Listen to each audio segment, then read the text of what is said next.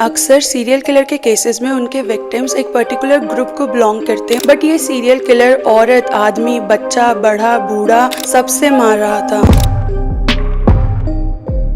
Los Angeles, the city of angels, was under the shadow of evil in mid-1980s. इस hustling और vibrant city में residents के बीच में डर का माहौल था, और हो भी क्यों ना, कोई नहीं जानता था कि आज रात को द नाइट स्टॉकर किसके घर पर दस्तक देगा। पिछले कुछ महीनों से द नाइट स्टॉकर लोगों के घर में घुसकर बड़ी बेरहमी से उन्हें मार रहा था, और कोई भी, इवन पुलिस, उसका नाम तक नहीं जानती थी। जून 28, 1984, जैक विनको अपनी एल्डरली मॉम जेनी विनको से मिलने के लिए जेनी के एलए अपार्टमेंट के बाहर खड़ा था। वो दरवाजे पर नॉक करने ही वाला था कि उसने देखा कि घर का दरवाजा खुला पड़ा है। Unusual but okay.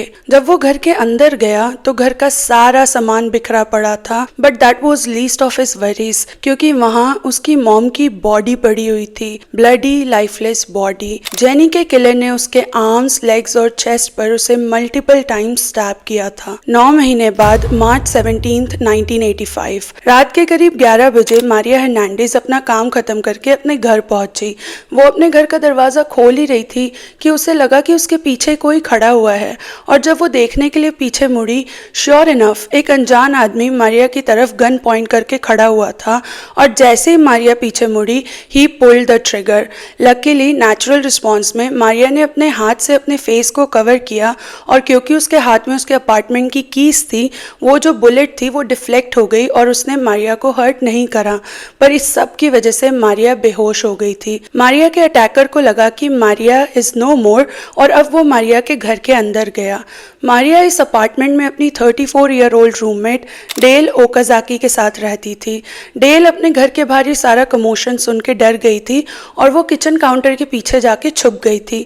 जब थोड़ी देर बाद उसे लगा कि सब कुछ शांत हो गया है, बाहर से आवाजें आना बंद हो गई, तो डेल ने किचन काउंटर के ऊपर से हल्का सा अपना सर उठाया टू सी कि चल क्या रहा है, एंड देयर ही वाज। वो सेम अटैकर जिसने मारिया पर अटैक करा था, वो अब डेल के सामने उसके सर की तरफ गन पॉइंट करके खड़ा था, एंड जैसे ही डेल ने सर उठाकर देखा, this guy pulled the trigger and Dale instantly lost her life.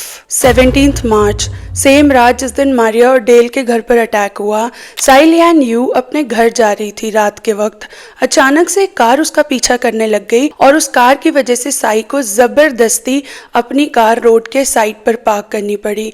वो कार जो उसका पीछा कर रही थी, उसका ड्राइवर अपनी कार से निकला और वो साई की कार के पास आया, और उसने जबरदस्ती साई को उसकी कार से बाहर निकाला और उसको शूट कर दिया। साई के लास्ट वर्ड्स थे, help me, but sadly it was too late. Tsai lost her life.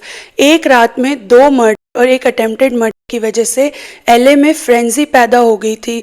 लोगों के पास बहुत सारे सवाल थे, उनके बीच में डर पैदा हो गया था, और ये बात श्योर थी कि इन मर्डर्स और एक अटेम्प्टेड मर्डर के पीछे जो भी अटैकर था वो सेम इंसान था, क्योंकि जो गन साई के मर्डर में यूज हुई थी, वही सेम गन से डेल और मारिया के घर पर भी शूटिंग हुई थी। ब्रूनो विंसेंट और मैक्सिन सजारा के पिज्जा शॉप्स का मैनेजर था। मार्च 28, 1985 को हर शाम की तरह ब्रूनो विंसेंट के घर गया पूरे दिन का रेस्टोरेंट का हिसाब देने। उसने डोरबेल बजाई, पर अंदर से कोई रिस्पॉन्स नहीं आया। उसने आवाज़ दी, पर अंदर से फिर भी कोई रिस्पॉन्स नहीं आया, पर उसने देखा कि घर का मेन डोर खुला हुआ है। उस शाम को तो ब्रूनो वहाँ से चला गया, पर अगली सुबह तक जब विंसेंट ने उसे कॉल नहीं करा तो उसे थोड़ी चिंता होने लग गई, तो वो वापस जजारस के घर गया। अगली सुबह जब वो वहाँ पहुँचा, दरवाज़ा अभी भी खुला हुआ था। उसने डोरबेल बजाई, नो रिस्पॉन्स। उसने आवाज़ दी, नो रिस्पॉन्स। तो अब वो अंदर गया जस्ट टू मेक श्योर कि विंसेंट और उसकी वाइफ मैक्सिन सेफ है, बट जो उसने वहाँ देखा, it was straight horror in front of his eyes. Vincent को शूट किया गया था और उसकी बॉडी लिविंग एरिया में पड़ी हुई थी, और विंसेंट की वाइफ मैक्सिन, उसकी बॉडी उनके बेड पर पड़ी हुई थी, और मैक्सिन को बहुत ही बुरी तरीके से मारा गया था। मैक्सिन और विंसेंट के किलर ने मैक्सिन के आर्म्स, फेस, लेग्स, चेस्ट और वजाइना पर उसे मल्टीपल टाइम स्टैब किया था। मैक्सिन का किलर अपने साथ मैक्सिन की आंखें निकाल कर ले गया था। A horrible and painful death. इस क्राइम सीन से जजारस के घर से पुलिस को एक बकेट के ऊपर से फुटप्रिंट मिले, जो कि दे कुड आइडेंटिफाई कि ये मेल शू साइज 11 के हो सकते हैं, पर किलर कौन था वो अभी तक नहीं जानते थे। मैक्सिन के किलर ने मैक्सिन के टॉप को उसके चेस्ट के ऊपर और उसके पैंट्स को उसकी एंकल तक के पुल किया था इन अ वे कि ही कैन मेक श्योर कि मैक्सिन के प्राइवेट पार्ट्स एक्सपोज हो सके। May 14th 1985 बिल दोई ने पुलिस को कॉल करा और वो बस फ़ोन पर कहता रहा प्लीज़ हेल्प मी और फिर फ़ोन लाइन डेड हो गई। जब पुलिस बिल के घर पहुंची तो उनकी वाइफ लिलियन उन्हें वहां मिली और लिलियन ने पुलिस को इशारा करके बिल की तरफ दिखाया। जब पुलिस बिल के पास गई तो उन्होंने देखा कि बिल अपनी काउच पर लेटा हुआ है और उसके सर पर गोली लगी है। They try to save his life but they couldn't. Bill died. Lillian, Bill की वाइफ, उनके अटैकर ने लिलियन का भी रेप किया था और उसे बहुत ही बुरी तरीके से पीटा था, बट उसने लिलियन को जिंदा रहने दिया। बिल दोई और लिलियन के घर से भी पुलिस को सेम शू प्रिंट मिला था जो उन्हें ज़ज़ारस के घर से मिला था। 65 ईयर ओल्ड बिल दोई के मर्डर के 2 हफ्ते बाद किलर स्ट्राइक्ड अगेन। इस बार उसके विक्टिम्स थे 83 ईयर ओल्ड मेबल बेल और उनकी 79 ईयर ओल्ड बहन फ्लोरेंस। मेबल और बेल एक साथ इस अपार्टमेंट में रहते थे और अपना रिटायरमेंट एंजॉय कर रहे थे। May 29 की रात को इस किलर ने फोर्सफुली उनके घर में एंट्री ली और एक हथौड़े से उन दोनों को बहुत मारा। किलर ने मेबल को SA भी किया था। जब पुलिस को मेबल और फ्लोरेंस मिली उनकी हालत बहुत खराब थी। मेबल के सर पे हथौड़े से बहुत बार अटैक किया गया था और वो कोमा में चली गई थी। मेबल की थाई की बैक साइड पे किलर ने मेबल की ही लिपस्टिक से, रेड लिपस्टिक से एक पेंटाग्राम का साइन बनाया था, विच इफ़ यू डोंट नो ये सैटन का साइन होता है। पीपल जो लोग सैटन वर्शिपिंग करते हैं वो लोग ज़्यादातर इस साइन को यूज़ करते हैं। फ्लोरेंस का करने के बाद अटैकर ने फ्लोरेंस को भी हथौड़े से बहुत ज़्यादा मारा और उसकी भी हालत बहुत ख़राब थी। सैडली मेबल की हॉस्पिटल में डेथ हो गई but Florence survived, but again वो बहुत ही ज़्यादा क्रिटिकल कंडीशन में थी। पुलिस को बेल्स के घर से भी वो सेम शू प्रिंट मिला जो उन्हें ज़ज़ारस के घर से मिला था, जो उन्हें बिल दोई के घर से मिला था। One more horrific detail, Bells के घर पे ये अटैक करने के बाद उनका किलर वहाँ से इमीडिएटली नहीं गया। पुलिस को पता चला कि ये जो भी किलर था, I would say serial killer था इस पॉइंट पे, वो अटैक करने के बाद बेल्स के घर में अपना ही टुक हिज स्वीट टाइम, वो उनकी पैंट्री में गया, उसने देखा उनके पास खाने के लिए क्या क्या है, he grabbed himself a little snack और उसने वहीं बेल्स सिस्टर के घर में बैठकर वो खाया and then he left, which is goes on to show कि ये जो भी इंसान था उसे बिल्कुल फर्क नहीं पड़ रहा था अपने एक्शंस का। ही कुडंट कॉम्प्रिहेंड कि उसने अभी अभी किया क्या है। बेल्स के घर अटैक करने के एक दिन बाद May 30 की रात को कैरल काइल अपने घर पर सो रही थी। आधी रात में जब कैरल की नींद खुली तो उसने देखा कि एक अनजान आदमी उसके सर पर बंदूक लेकर खड़ा हुआ है। उठो, हल्ला मत करना, ये कहकर वो आदमी कैरल को उसके 11 साल के बेटे के बेडरूम में लेकर गया और वहां जाकर उन्हें बांधकर उसने उन्हें बहुत पीटा। वो उनसे गुस्से में पूछता रहा कि घर का कीमती सामान कहाँ है, पैसे कहाँ हैं, और जब उसे सारा सामान मिल गया, जब उसने वो सारा सामान चोरी कर लिया तो वो कैरल को वापस उसके बेडरूम में लेकर गया जहाँ पर उसने उसका रेप किया, उसे सॉट किया। इसके बाद में वो कैरल के 11 साल के बेटे को कैरल के बेडरूम में लेकर आया और वहां पर उन दोनों को बांधकर वहां से भाग गया। जाने के पहले उसने कैरल को कहा, coat, I don't know why I'm letting you live. I have killed people before. July 2nd, Frank Starich अपनी नेबर मैरी कैनन के घर की तरफ देख रहा था। उसके गट में कुछ उसे अजीब सी फीलिंग आ रही थी कि कुछ तो गलत है। मैरी कैनन एक 80 साल की विधवा औरत थी जो इस अपार्टमेंट में अकेले रहती थी। फ्रैंक मैरी को अक्सर देखता था बट काफ़ी समय से उसने मैरी को देखा नहीं था। मैरी ने फ्रैंक को अपने घर की एक स्पेयर की दे रखी थी। फ्रैंक ने अपनी वाइफ को लिया, वो स्पेयर की को लिया और वो लोग मैरी के घर पहुंचे just to check on her. और जितनी तेज़ी से वो मैरी के घर के अंदर गए थे उससे दोगुनी स्पीड से वो उसके घर से बाहर आए, क्योंकि वहाँ मैरी की लाइफलेस ब्लडीड बॉडी पड़ी हुई थी। मैरी को स्ट्रैंगल और स्टैब किया गया था, उसकी नोज़ फ्रैक्चर्ड थी और उसकी आंखें ब्रूस्ड। जुलाई 5th, 16 साल की विटनी बेनेट अपना दिन खत्म करके सोने के लिए चली गई। जब वो उठी तो उसके सर से बहुत ज्यादा खून बह रहा था और एक अनजान आदमी टेलीफोन कोड से उसका गला दबाने की कोशिश कर रहा था। विटनी को जगा हुआ देखकर उसका किलर वहां से भाग गया, बट उसने विटनी को टायर आयरन से इतनी बुरी तरीके से पीटा था कि विटनी का स्कल फ्रैक्चर हो गया था। अगेन विटनी के घर से पुलिस को सेम शू प्रिंट मिला जो उन्हें पहले के क्राइम सीन से मिला था। जुलाई 7, विटनी के अटेम्प्टेड मर्डर के 2 दिन बाद जॉयस नेल्सन के घर पर इस किलर ने जबरदस्ती एंट्री ली और बड़ी बेरहमी से उसे मार डाला। जॉयस के पूरे शरीर पर कट्स थे। पुलिस को उसके फेस पे एक पार्शियल शू प्रिंट मिला था। जिस रात को जॉयस का मर्डर हुआ, जुलाई 7, उसी रात को करीब 3:30 बजे सोफी अपने घर पर सो रही थी। जब वो आधी रात में उठी तो अगेन एक अनजान आदमी उसके सर के ऊपर बंदूक लेकर खड़ा हुआ था और उसने एक हाथ में ग्लव पहना हुआ था जिससे उसने सोफी का मुंह ढका हुआ था।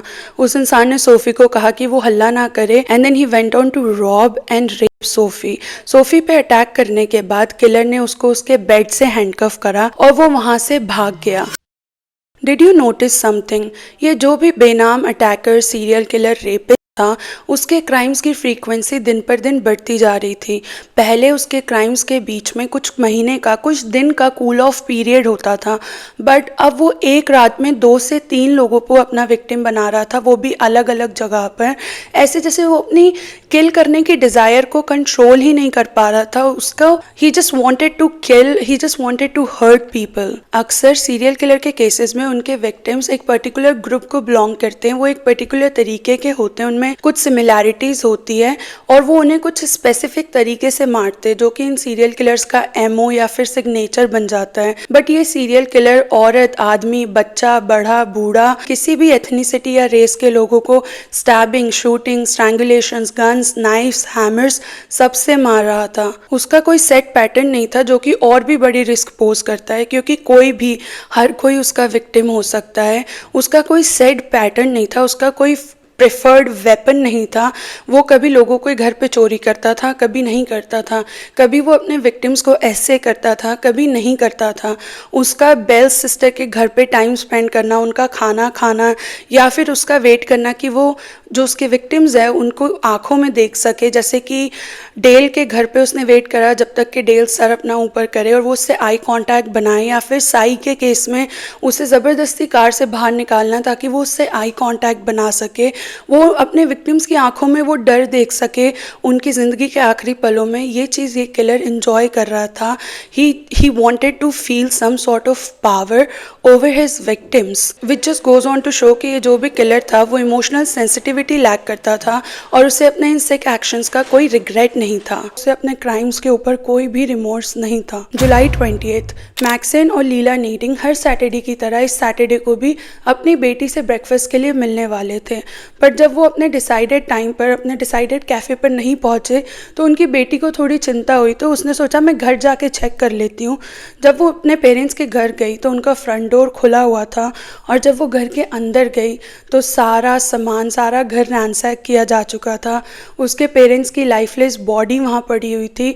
उनके थ्रोट पर मशेटी से अटैक किया गया था उन्हें शूट करने के पहले। ये मर्डर करने के बाद ये सीरियल किलर अगली सुबह चाइना रॉन्ग फैमिली के घर पहुंचा, जहां पर उसने हस्बैंड चाइना रॉन्ग को शूट कर दिया and sadly Chainarong passed away. Somkid, Chainarong की वाइफ, उसे किलर ने ऐसे किया था और इस घर में उनका 8 साल का बेटा भी प्रेजेंट था जिसे किलर ने मारा था।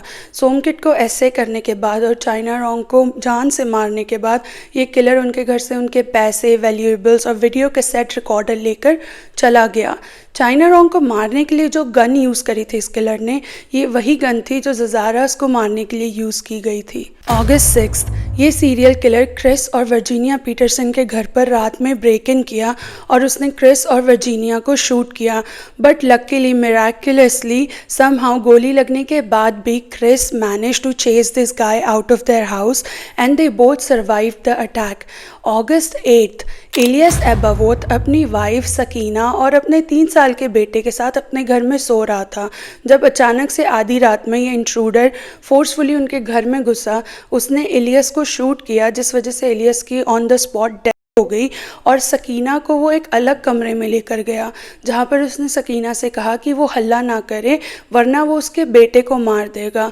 डरी हुई सकीना ने कहा कि मैं भगवान की कसम खाती हूँ मैं शोर नहीं मचाऊंगी, पर ये चीज़ उस सीरियल किलर को पसंद नहीं आई। उसने सकीना से कहा कि भगवान की नहीं सेटन की कसम खाओ, और उसके बाद में he goes on to sodom Sakina को असॉल्ट करने के बाद ये किलर सकीना और उसके बेटे को वहीं उस घर में बांधकर वहां से भाग गया। अब ये जो सीरियल किलर था ही वॉज एक्सपेंडिंग, वो एलए में ही क्राइम नहीं कमिट कर रहा था, वो अलग अलग जगह, वो सैन फ्रांसिस्को ट्रैवल करके गया था पीटर और बारबरा पैन के घर पर अटैक करने। वो अलग अलग जगहों पर ट्रैवल कर रहा था अपने विक्टिम्स की तलाश में, जिस वजह से पूरी कंट्री में डर का माहौल था। और जैसा मैंने कहा कि उसका कोई सेट पैटर्न नहीं था, वो किसी पे भी अटैक कर रहा था, और इस वजह से लोगों के बीच में डर तो था ही सही, बट लोगों के बीच में एक इंट्रीग भी पैदा हो गया था। वो जानना चाहते थे, वो क्यूरियस थे ये जानने को कि आखिर ये इंसान है कौन जो रात में लोगों के घर में घुस के इतनी वायलेंटली उन्हें मार रहा है, और कैसे इतने दिनों तक कोई भी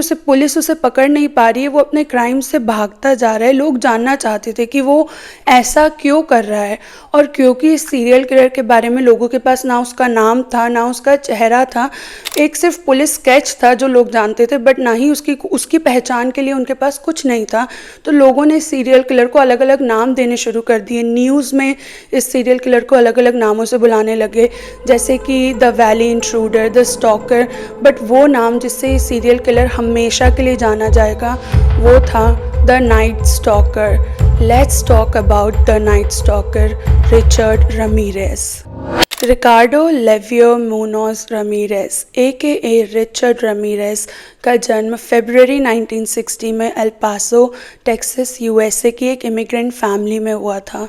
उसके फादर मेक्सिको से इमिग्रेट करके एल पासो आए थे, और उसकी फैमिली में उसके पेरेंट्स के अलावा उसके 3 बड़े भाई और एक बड़ी बहन थी। रिचर्ड का चाइल्डहुड लेट्स जस्ट से कि बहुत ही ज़्यादा एक्सट्रीम और अनहेल्दी था। उसके फादर उसे बचपन में बहुत ज़्यादा पीटा करते थे। जब रिचर्ड 5th ग्रेड में आया तो he got diagnose with epilepsy. तो वैसे ही वो अकेला रहता था, बट एपिलेप्सी की वजह से वो एक्स्ट्रा करिकुलर एक्टिविटीज़ में स्पोर्ट्स में पार्ट नहीं ले पा रहा था, जिस वजह से वो और ही ज़्यादा आइसोलेशन में रहने लग गया था। जब वो 10 साल का हुआ तो उसने लेना यूज़ करना चालू कर दिया था, और वो सोने के लिए शमशान घाट जाता था, विच आई डोंट थिंक कि किसी भी बच्चे के लिए 10 साल के बच्चे के लिए शमशान घाट जाकर सोना अच्छा हो सकता है। रिचर्ड अपने कज़िन मिगुएल के भी बहुत क्लोज था। मिगुएल एक्चुअली वियतनाम वॉर से लड़कर वापस आया था, और वो अक्सर अपने इन वॉर क्राइम्स के बारे में, कैसे वो लोग वियतनाम में वहाँ की औरतों को टॉर्चर करते थे, उन्हें मर्डर करते थे, उनका करते थे, इस बारे में वो रिचर्ड को बताता था, बहुत ही ज़्यादा ग्राफिक डिस्क्रिप्शन देता था उन्हें, वो उन क्राइम्स की फ़ोटोज़ दिखाता था, विच अगेन एक बच्चे के लिए इतनी छोटी उम्र में इन वायलेंट चीज़ों से एक्सपोज होना कांट बी गुड। मिगुएल 12 साल के रिचर्ड को बताता था कि कैसे वो किसी का मर्डर कर सकता है बिना पकड़ाए हुए।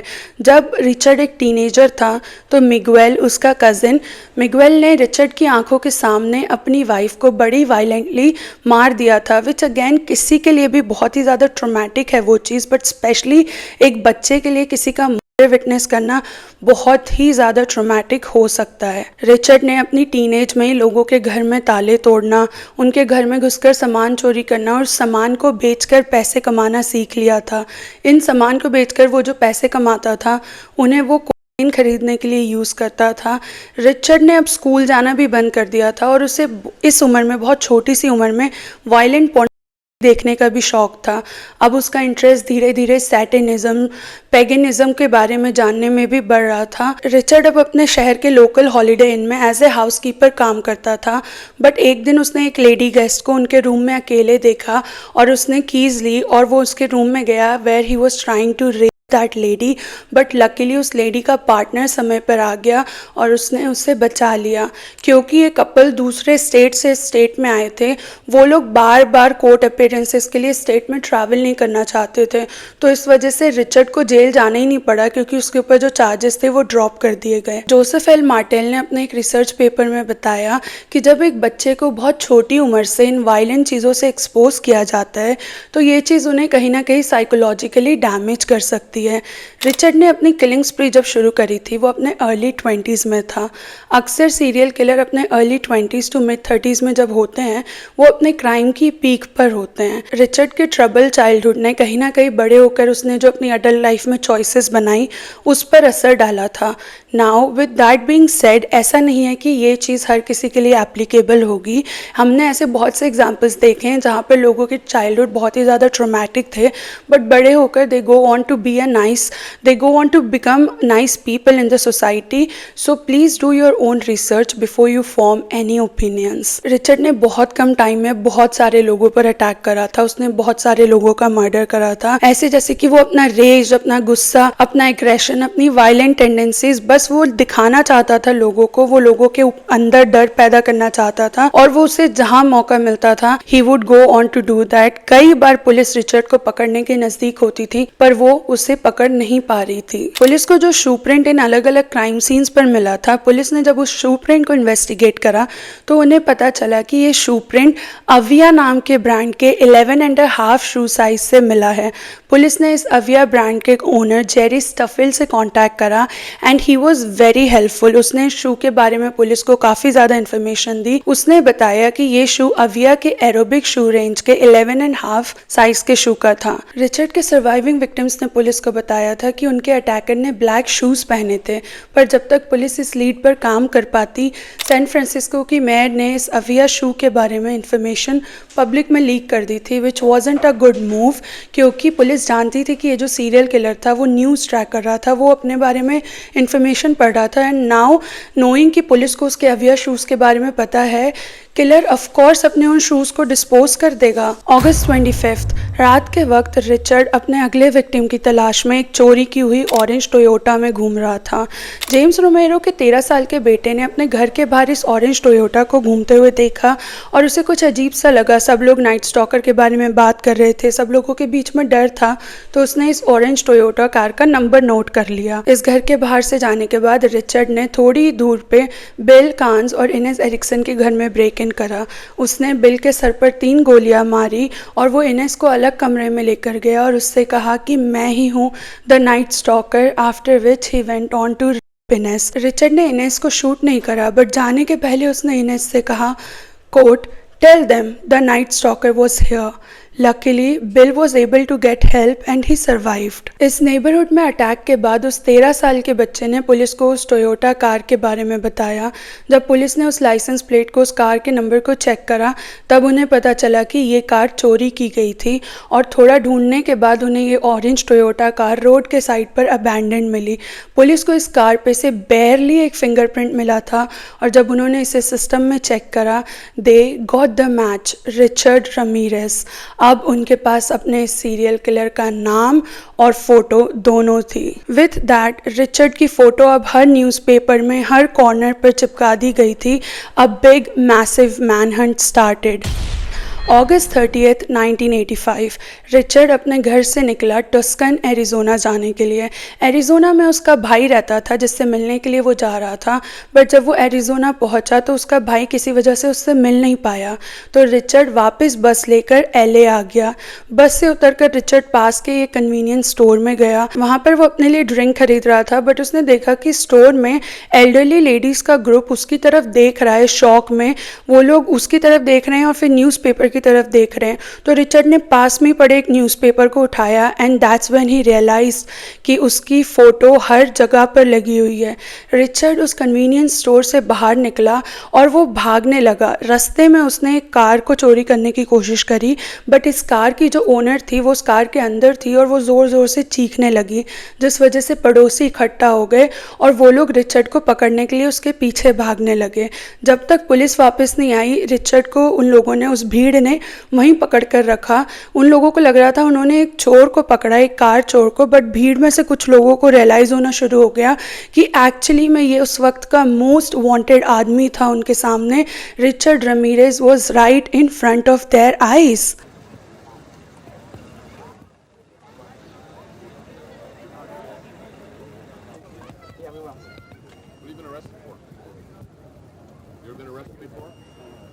Danny, where's your car? Never been arrested before in LA? My fourth went down.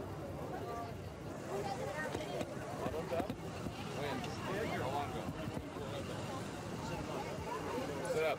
How long ago? What's your name? What's your name? 11. Police officer scene पर आए और वो रिचर्ड को अरेस्ट करके ले गए। पुलिस स्टेशन जाते वक्त रास्ते में रिचर्ड ने कहा, कोर्ट जस्ट शूट मी। पुलिस स्टेशन पहुंचकर रिचर्ड को कन्फेस करवाने में पुलिस को ज़्यादा मेहनत नहीं करनी पड़ी। It was like he was relishing his old memories. वो इन्जॉय कर रहा था इस बारे में बताने में कि उसने क्या किया है, उसने कितने लोगों को ब्रूटली मारा है। उसने पुलिस से कहा, वो खुशी खुशी अपने क्राइम्स के बारे में बता रहा था। उसने कहा, court all the killings are going to be blamed on me. I want the electric chair. I did it, you know. Can you imagine the people caught me, not the police? You think I'm crazy, but you don't know Satan. Of course I did it. You know that I'm a killer. Give me your gun and I'll take care of myself. You know I'm a killer, so shoot me. I deserve to die. You can see Satan on my arm. Richard के खिलाफ बहुत सारे evidences थे। उसके surviving victims ने lineup में उसे pick किया था। इसके साथ साथ उन्होंने कोर्ट में भी उसके अगेंस्ट गवाही दी थी। अपनी एक कोर्ट अपीयरेंस के दौरान रिचर्ड ने अपने हाथ को ऊपर उठाया जिस पे उसने पेंटाग्राम बनाया हुआ था और उसने ज़ोर से कहा, कोर्ट हेल सेटन। रिचर्ड कोर्ट में अपने बेस्ट सूट्स और सनग्लासेस में नॉनशलेंटली वॉक कर कर आता था जैसे कि आई डोंट नो, जैसे कि वो पार्किंग टिकट के लिए वहां पर हो। And one of the सिकेस्ट parts of the Richards trial is the fact कि उसके कोर्ट अपीयरेंसेस वाले दिन लड़कियां उसकी एक झलक देखने के लिए कोर्ट हाउस के बाहर भीड़ लगाकर खड़ी रहती थी। उनका कहना था कि वो रिचर्ड को पसंद करती है। सम went even far to say कि वो रिचर्ड को प्यार करती है। रिचर्ड बुरा आदमी नहीं है, which I am all for do as your heart says, but that's just stretching at this point. They are the women in black, admirers of Richard Ramirez. Why were you in the courtroom today? I just wanted to see what he looked like. I think he's cute. This woman, who gave her name only as Paige, calls herself a Satanist. She says Ramirez has written letters to her and that she's talked with him in jail. Everyone makes him look so bad, you know, but I know that he's a nice person because I've met him and I know. He's convicted of 13 murders. I know. But he's really a nice guy. It's very out of the usual. It's very out of the norm to be able to do that for a certain amount of time and length, a period of time, and get away with it. Especially the outrageousness of it. जेल में Richard को love letters, marriage proposals, photos और पैसे उसके चाहने वाले भेजते थे। उन लोगों का मानना था कि सोसाइटी की गलती है कि उन्होंने रिचर्ड को ऐसा बना दिया, which is just absurd. Richard की बैड बॉय वाइब्स, वॉनाबी एजी स्टाइल और स्टेटमेंट्स की वजह से वो एक तरह का सेक्स सिंबल बन गया था। रिचर्ड का ट्रायल एक बहुत ही कंट्रोवर्शियल और मैसिव ट्रायल था। इस केस को जितनी अटेंशन मिल रही थी वो बहुत ही ज़्यादा एक्स्ट्रा ऑर्डिनरी थी। इस पूरे ट्रायल में अप्रॉक्सीमेटली $2 मिलियन का खर्चा आया था। रिचर्ड चाहता था कि उसे इलेक्ट्रिक चेयर मिले, उसे डेथ सेंटेंस मिले, बट सितंबर 1989 में कोर्ट ने सज़ा सुनाई, उसे डेथ पेनल्टी की। He was going to put to rest in gas chamber. सज़ा मिलने के बाद, पेनल्टी मिलने के बाद रिचर्ड जब कोर्ट के बाहर आया, अपने स्टेटमेंट में रिचर्ड ने कहा, quote big deal, death always went with the territory, see you in Disneyland. Big deal. Death always went with the territories. I'll see you in Disneyland. अक्टूबर 1996 में डॉरिन लियोई ने सालों तक रिचर्ड से जेल के अंदर लेटर्स के थ्रू बात करने के बाद जेल में जाकर शादी कर ली। उसका कहना था कि Richard is the love of her life, Richard उसका फॉरएवर है और जिस दिन रिचर्ड को डेथ पेनल्टी मिलेगी वो भी सुसाइड कर लेगी। This is wonderful. I'm so happy. I'm so thrilled, very proud, and a little relieved that the bulk of the day is over, and just hopefully I can enjoy the rest of my day in peace with Richard's family and think about the importance of what happened today. But 2009 में डॉरिन ने Richard से divorce ले लिया। अपने divorce के बाद Richard ने jail में और सारी औरतों के साथ अफेयर्स रखे, रिलेशनशिप रखे। एक पॉइंट पर वो किसी और लेडी के साथ एंगेज्ड भी था। कई सालों तक डेथ रो पर इंतज़ार करने के बाद जून 2013 में 53 year old Richard die of natural causes, उसे कैंसर था। आज इस डेट तक आपको सोशल मीडिया पर डेडिकेटेड फ़ैन पेजेस मिल जाएंगे जहाँ पर रिचर्ड के फ़ैन एडिट्स पोस्ट करे जाते हैं, लोग उसे आइडियलाइज कर रहे हैं, लोग उसकी तारीफ़ें कर रहे हैं, which I don't know for what. दूसरी साइड पर वो लोग जिन्होंने रिचर्ड को फेस टू फेस देखा है, जिन्होंने उससे बात करी, उनका कहना है कि रिचर्ड की आंखों में ईविल है, उसकी आंखों में ही it's just dead in his eyes, उसके अंदर कोई इमोशंस नहीं है, जैसे कि उसे कुछ फील ही नहीं होता है। जेल में रिचर्ड ने कई सारे इंटरव्यूज़ दिए और हर इंटरव्यू में वो अपनी इमेज को लेके बहुत ही ज़्यादा कॉन्शियस होता था कि उसे बाहर कैसे परसीव किया जाएगा। अपने एक इंटरव्यू में उसने कहा, quote, Satan is a stabilizing force in my life. It gives me a reason to be. It gives me an excuse to rationalize. I was in alliance with evil that is inherent in human nature, and that was who I was. Satan admits to being evil. Do you admit to being evil, Richard? We are all evil in some form or another, are we not? I'm asking you the questions, my friend. Yes, I am evil. Not 100%, but I am evil. That is the story of Richard Ramirez, aka the Night Stalker. What do you think? I think Richard एक evil deranged आदमी था जिसके अंदर compassion या humanity बिल्कुल भी नहीं थी। उसे अपने किए का कभी भी कोई पछतावा नहीं था। आई थिंक जब वो जेल के बाहर था वो पुलिस से मिल रही अटेंशन और लोगों के बीच का डर इंजॉय कर रहा था, और जब वो जेल के अंदर था उसे जो सिटीजन से अटेंशन मिल रही थी वो उसे इंजॉय कर रहा था।